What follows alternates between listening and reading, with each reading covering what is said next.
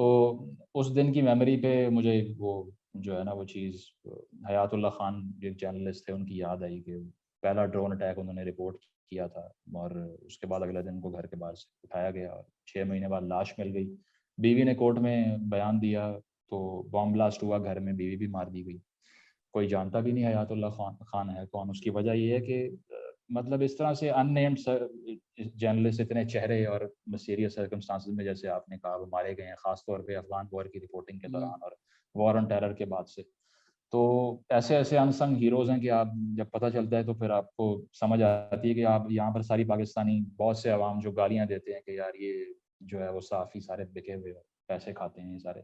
तो इन्होंने तो सहाफ़ियों की वो क्लास देखी है जो सहाफ़ी हैं ही नहीं, क्योंकि वो बात तो वही है ना कि एंटोनियो ग्रामशी भी कहता है कि सिविल सोसाइटीज का जो रोल होता है वो पॉजिटिव नहीं होता, it sides with the state to to protect the state from getting attacked by the narrative of the people.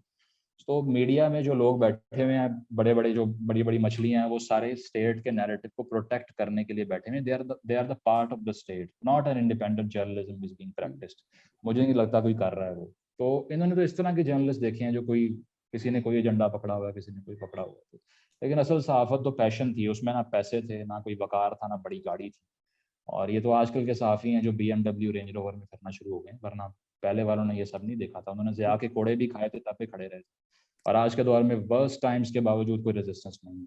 तो ये तो डायलेमा लेकिन है। अगर आपको पाकिस्तान की समझना है कि किस अलमिये पे हम खड़े हुए हैं, आमिर लियाकत आलम भी हैं, आमिर लियाकत सहाफ़ी भी हैं, Aamir Liaquat member of national assembly भी हैं। सो सुभान अल्लाह। ये तो अलमिया है हमारे मुल्क का कि आमिर लियाकत, हाँ, ये तीन चीजें हैं, ये शोबे हैं। और आपने बिल्कुल सही कहा कि पॉलिटिशियंस और जर्नलिस्ट दोनों पे नैरेटिव ये है कि सारे बिके हुए होते हैं, सारे ये होते हैं। जी। तो जो बिके हुए होते हैं वही तो सामने आते हैं, जो नहीं, आइदर यू बेंट और यू ब्रोकन।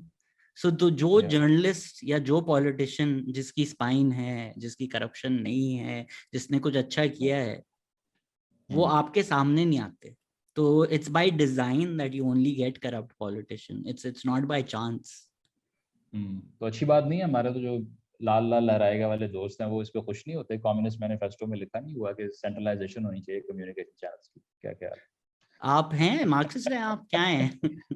नहीं, मैं तो वैसे ही पूछ रहा हूँ कि ये अच्छी बात नहीं। नहीं, मैं पूछ रहा हूँ आपकी क्या है स्टेटेड पोजीशन।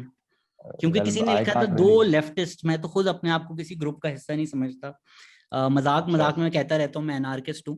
बट वैसे ही आपकी स्टेटेड पोजीशन क्या है? अच्छा, नहीं मैं तो I can't really classify my self, क्योंकि मैं तो 2 साल पहले जिस आदमी को प्राइम इंटेलिजेंस समझ रहा होता हूँ 2 साल बाद मुझे वो डम लगता है। तो अक्सर इस तरह हो जाता है because I keep evolving and throwing out my beliefs और व्हाटएवर इट इज, जो चाहे पॉलिटिकल नैरेटिव्स हैं कुछ भी हैं। मतलब मुझे FC कॉलेज में पहली क्लास से जब निकाला गया था वो इस बात पे निकाला गया था कि इमरान खान के खिलाफ बात हो रही थी वहाँ पे। I couldn't bother staying silent कि मैं चुप नहीं रह सकता, मेरा खून खोल रहा है लीडर के खिलाफ बात करती है।